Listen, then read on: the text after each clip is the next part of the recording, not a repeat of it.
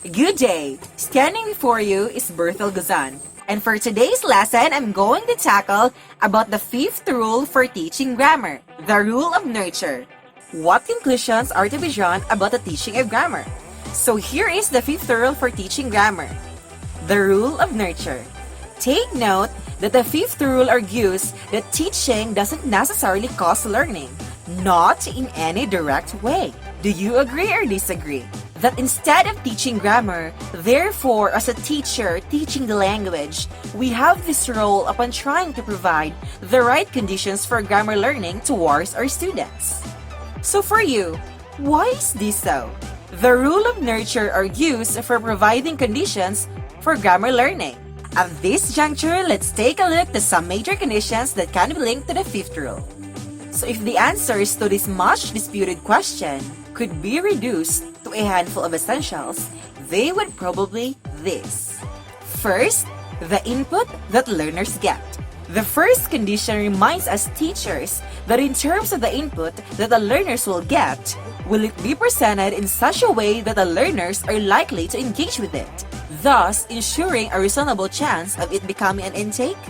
This condition insists that rather working on rule learning and rule application, input processing activities push learners to attend to properties of language during activities, where the structure is being used meaningfully.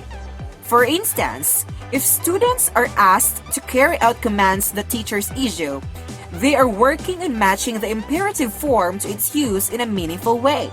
That should coincide with the goal that when we teach grammar, there should be an input. Teaching grammar means enabling language students to use linguistic forms accurately, meaningfully, and appropriately. It all boils down to one concept, that in the rule of nurture, there is a content, engagement, and assurance that foster learning. At this point, let's try to imagine that I'm the teacher. In order to achieve the first consideration, I will try to teach my students the grammar through stories. Because in a Philippine educational setting, storytelling is a tradition already, most especially in our Filipino culture.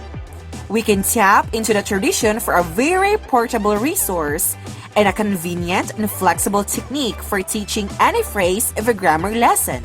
In that way, we will hit two birds using one stone. The students will learn about stories like the Tale of Lamang or Si Malakas at Maganda, and at the same time, teaching grammar will be included and will be made easy without them knowing it.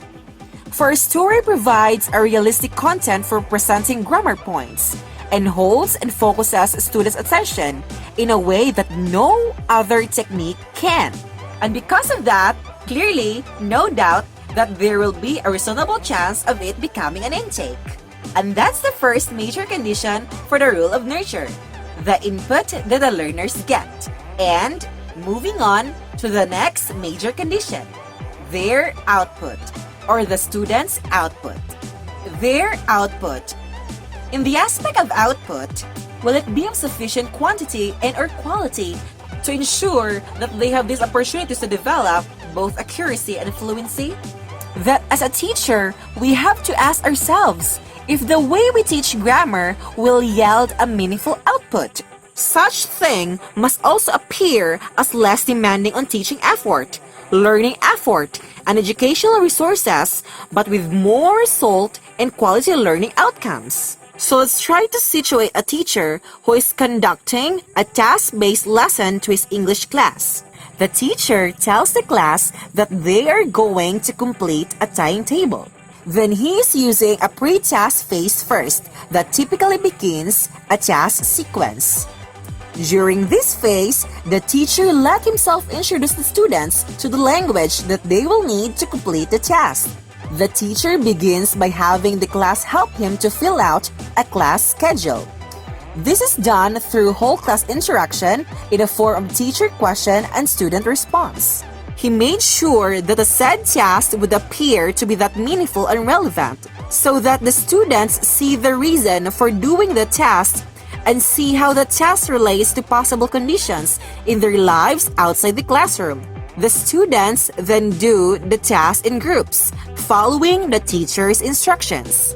They are given some of the information they need to complete the task.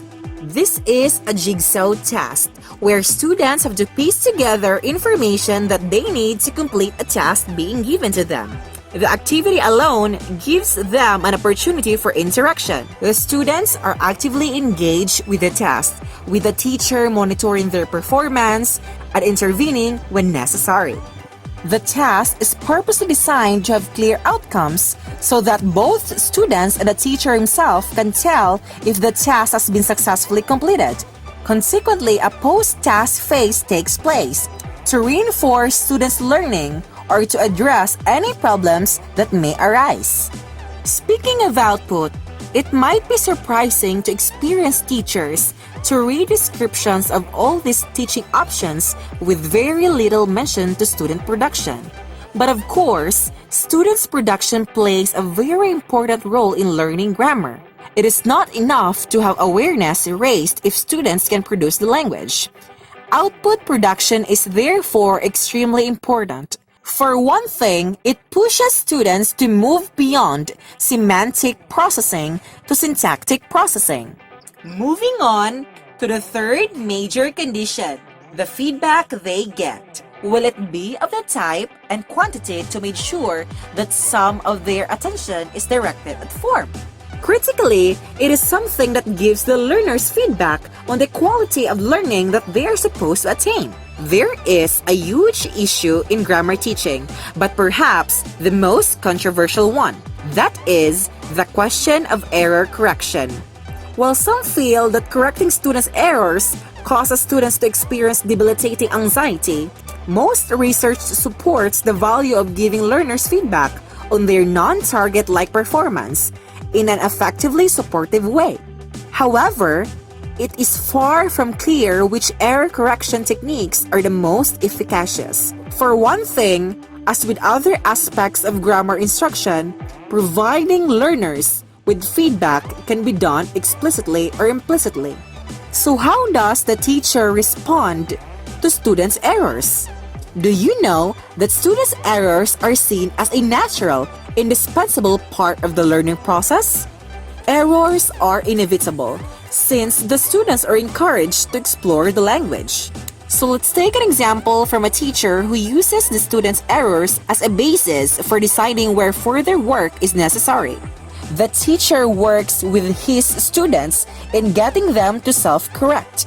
Students are not thought to learn much if the teacher merely supplies the correct language.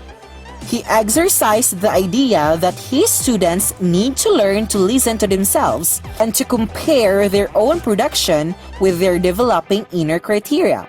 As if the students are unable to self-correct and peers cannot help, then the teacher would supply the correct language, but only as a last resort.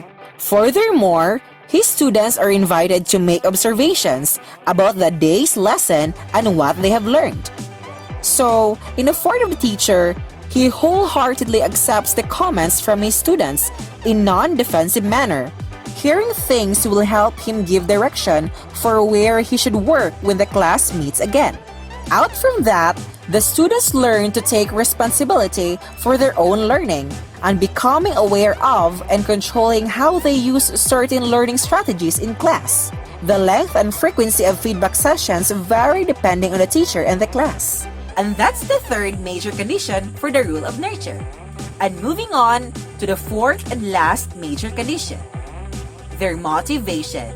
Will the content and design of the lesson be such that learners are motivated to attend to the input, produce optimal output, and take account of the feedback? Therefore, in the rule of nurture for teaching grammar, teaching doesn't necessarily cause learning, not in any direct way. Consequently, as teachers, it is our responsibility to try providing the right conditions for grammar learning. And that includes on trying to consider the four major conditions: the input, the output, the feedback, and the motivation that they will get.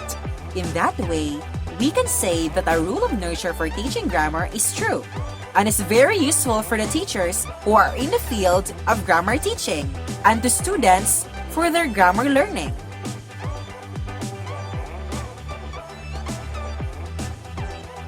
And that ends my discussion. Thank you and good day.